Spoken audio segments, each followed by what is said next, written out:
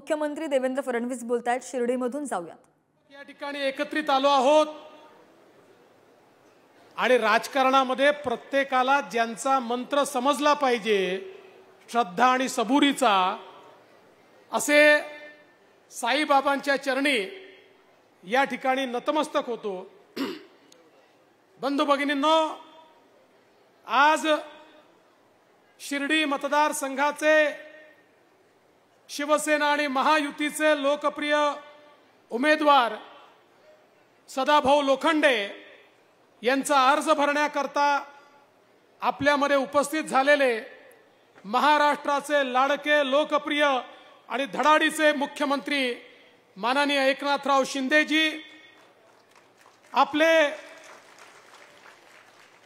नगर जिल्ह्याचे लोकप्रिय पालकमंत्री राधाकृष्ण विखे पाटीलजी, ज्येष्ठ नेते रामदासभाई कदम, नीलमताई गोरे, दादाजी भुसे, दीपक केसरकरजी, प्रवीण दरेकरजी, मधुकरराव पिसडजी, बबनराव घोलपजी, आमदार किरण लामटेजी, आशुतोष काळेजी, माजी आमदार मुरकुटेजी, वैभव पिसडजी, या ठिकाणी उपस्थित गणपतराव महाले, त्याचप्रमाणे कैलास बापू कोटे, विठ्ठलराव लंघे, नितीन अवताडे, डॉक्टर पिपाळा, अविनाशजी आदिक, दीपकजी पठारे, आमचे माजी मंत्री अण्णासाहेब म्हस्के पाटीलजी, भाऊसाहेब कांबळेजी, कपिल पवारजी, मंचावरील सर्व मान्यवर, कोणाचं नाव सुटलं असेल तर यादी बनवणाऱ्याची चूक आहे, माझी चूक नाही आहे।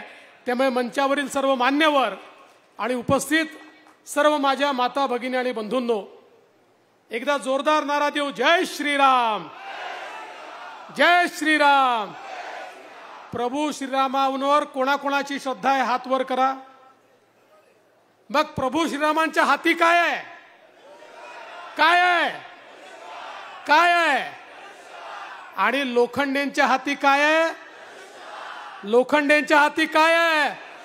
आणि आता या मतदारसंघामध्ये मोदीजींच्या हाती काय आहे? काय आहे? मग लोखंडेंना मत दिलं म्हणजे ते कोणाला मिळतं? कोणाला मिळतं? कोण प्रधानमंत्री करायचंय? कोण विकास करू शकतं? कोण देशाला पुढे नेऊ शकतं? कोणाला 400 पार न्यायचंय? मोदीजींना न्यायचं आहे। मग या ठिकाणी महिलांचं जास्त समर्थन मोदीजींना आहे।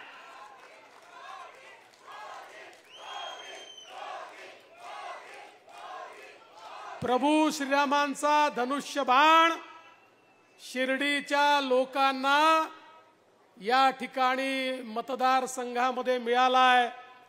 या धनुष्यबाणाची बटन दाबली की थेट शिर्डी मतदारसंघ मोदीजींच्या 400 पारच्या रांगेत जाऊन बसणार आहे।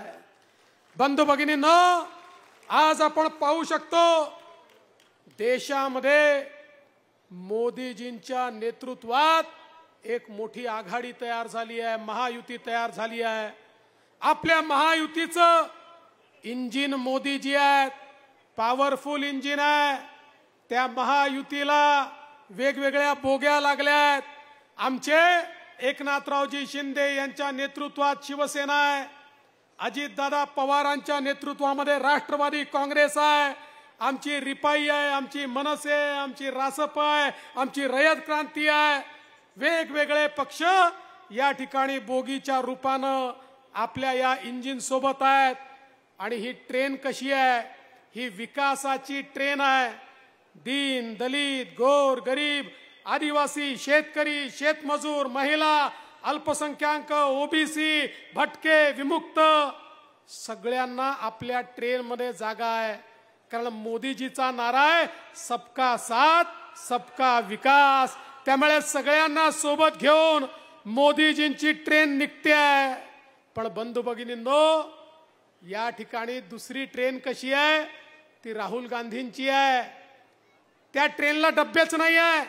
राहुल गांधी म्हणतात मी इंजिन आहे, इकडे आमचे पवार साहेब म्हणतात तुम्ही इंजिन नाही आहे, पवार साहेब म्हणतात मी इंजिन आहे, उद्धव ठाकरे म्हणतात मी इंजिन आहे, ममता बॅनर्जी म्हणते मी इंजिन आहे, लालू प्रसाद यादव म्हणतात मी इंजिन आहे, मुलायम सिंगांचा पोरगा म्हणतो मी इंजिन आहे, स्टॅलिन म्हणतो मी इंजिन आहे।